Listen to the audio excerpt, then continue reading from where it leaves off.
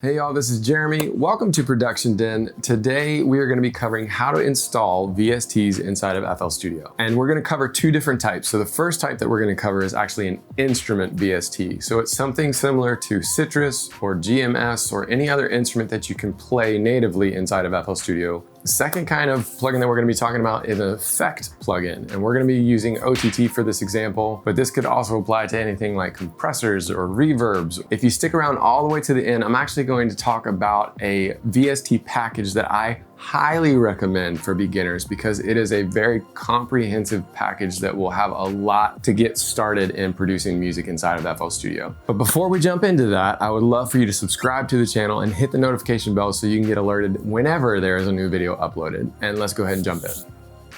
All right, so I'm jumping over to the Xfer or Xfer Records freeware software page, going down to download the Windows 10 version, wait for that bad boy to download. Once it is downloaded, I'm opening up to install it. And then I will select exactly where I want to put the plugin. So it'll ask me for the location, which things I want to install. And it'll ask me for the location for the 32-bit version of the plugin. I'm going to navigate down, pick the file folder that I want to use, and then I'll say OK. And then it'll ask me where I want to install the 64-bit version. So go through the same thing, pull it up, navigate to the folder that you want to install it at, and make sure that you make note of this folder because we're going to be using this later on when we actually go inside of FL Studio. So I'm using the program files x86 folder, VST plugins, and going ahead and installing all that. Next, we're going to type in Spitfire Labs, if I can spell. And then we're going to go to that first search result, which is the Labs free virtual instruments. And you're going to go down on the page and make sure that you download the correct version. For me, it's Windows. If you're using a Mac, then use the Mac version. And once that's done downloading, you click on it to open it up. And then choose whether or not you want to create a desktop shortcut. And then go ahead and install it in default location. And then it'll open up the actual Labs program. And then you have to create an account. So that's going to open up a window in Chrome or whatever browser you're using.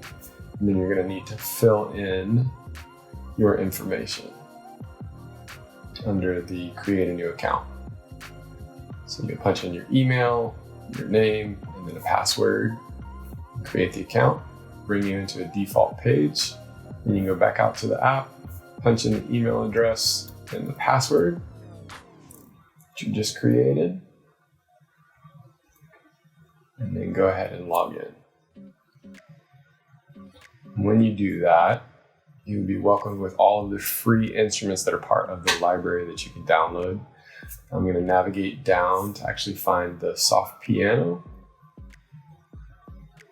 which is down at the very bottom, the one with the yellow, or not very bottom, but that third one. And go ahead and click install. It'll ask you where you want to install it. You can go ahead and select a particular location or just choose the default. Say download, wait for it to download.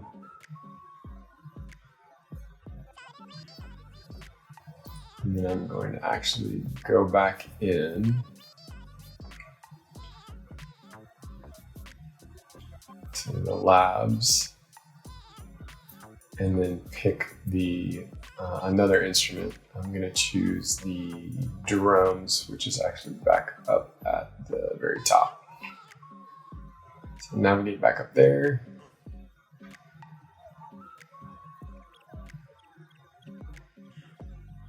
And choose install.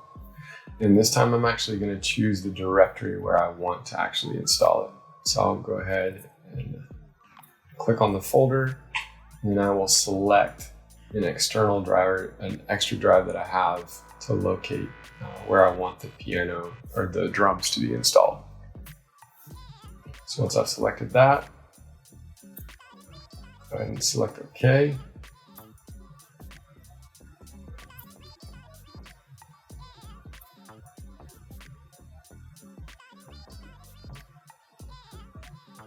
And then press download.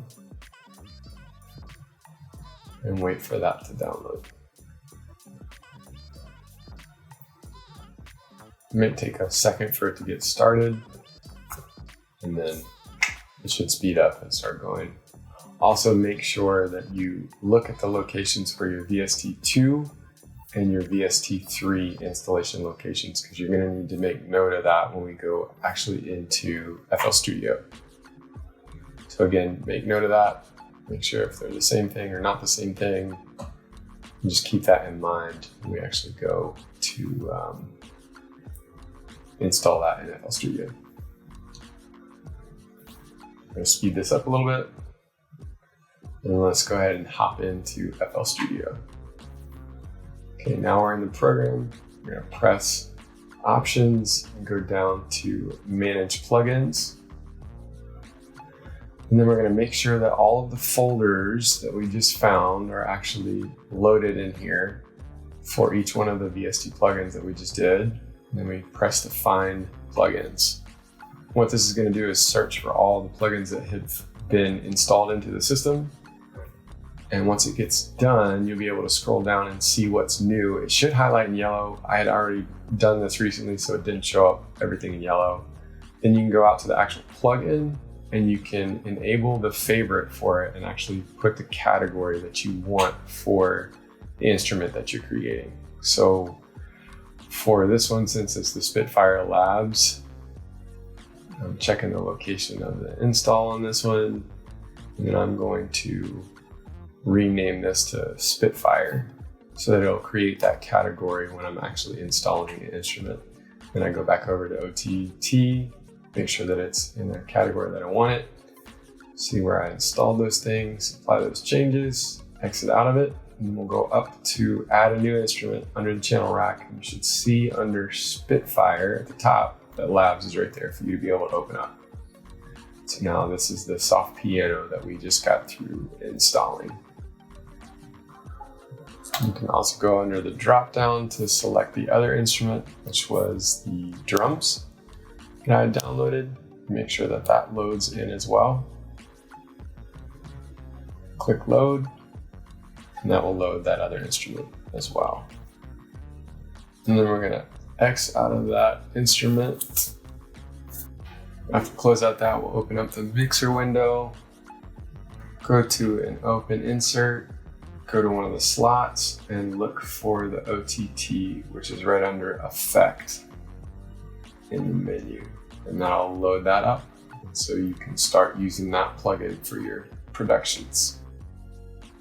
I wanted to tell you about one more VST package that I think every beginner should get if they're working inside of FL Studio, and that is the Native Instruments Complete Start package. And this is a completely free download. I'm not getting an affiliate commission off of this. There's no reason that I'm recommending it other than I use Native Instruments products. I like them, I love them, and I highly recommend them to everybody that I talk to, which is why I'm recommending them to you. And now that you know my favorite secret VST package for beginners, I also have a video that I will link to up here that shows you how to actually install Contact using native access and then get it working in FL Studio. So check that video out. If you're not subscribed, go ahead and subscribe. If you have any questions or comments, leave those in the comment section below, and I will see you in the next round.